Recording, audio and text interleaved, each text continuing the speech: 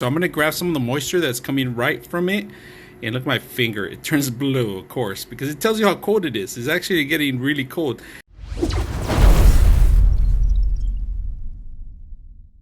Today we're gonna bring an air cooling fan, and it's pretty hot out there today in California.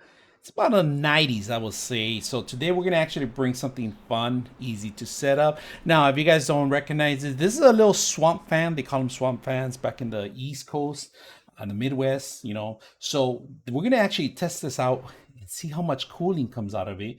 So let's open it up and see what you get when you get something like this. Just to let you guys know, the vendor was kind enough to send this out for us for review. So let's take a look at it. All right, so what you get is you get the instructions, first of all.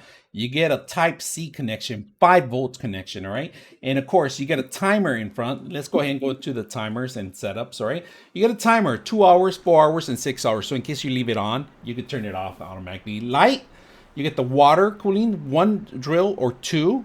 The speeds depends on the water that you want to drip. The more water you have, the actual cooler it gets. Cycling the air, pretty much. This is the fan speed. You get 1, 2, and 3 fan speed, and then you get your power on. And let's go ahead and move it around in the back.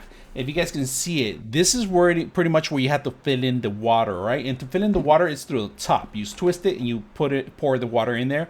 That's pretty much what you do. Now, the water is what actually helps you cool off, right? So it's kind of like a swamp water, like I said. And then you have the excessive water in the bottom. If you guys can see, there is a sponge in here. Keep the sponge there because that's going to soak up this excessive water or the moisture that drips out of there. Now, warning, you got to make sure you wash this or you're going to start smelling algae. So just be aware that you need to kind of keep maintenance on this too also, not just forget just not even for feel and forget. You actually have to clean it up once in a while. Make sure we are aware of that, right? All right, first of all, we're going to turn it on without the water. We're going to turn it on first. And I just want you to see how much quiet it is. It's really quiet. And right now we're on speed 1. We're going to go speed 2 and speed 3. You don't hear it at all. And of course, you get all this stuff. The lighting, let's turn on the light. If you guys can see the LED light, let's turn off the lights around here. All right, we're going to turn off the lights just so you guys can see the lighting.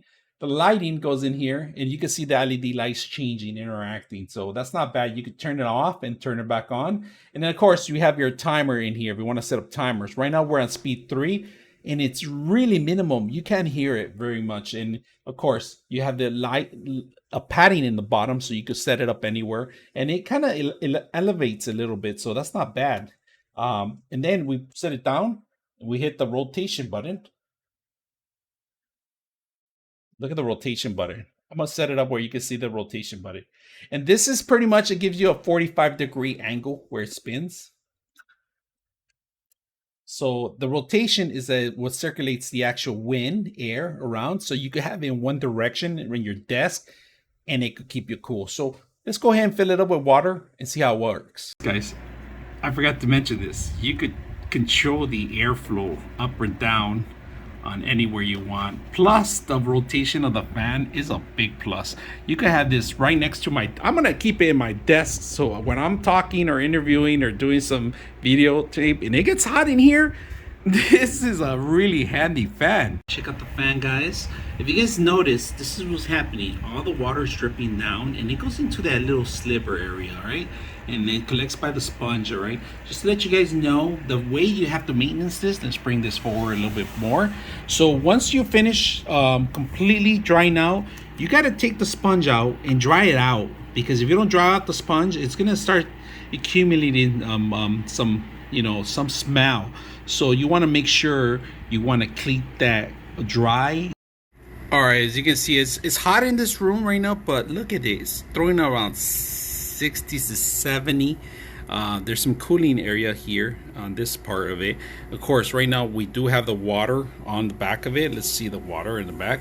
You can see the water, how cold it is. But the colder you get water, of course, like I told you, the faster it's gonna throw out some more cooling air.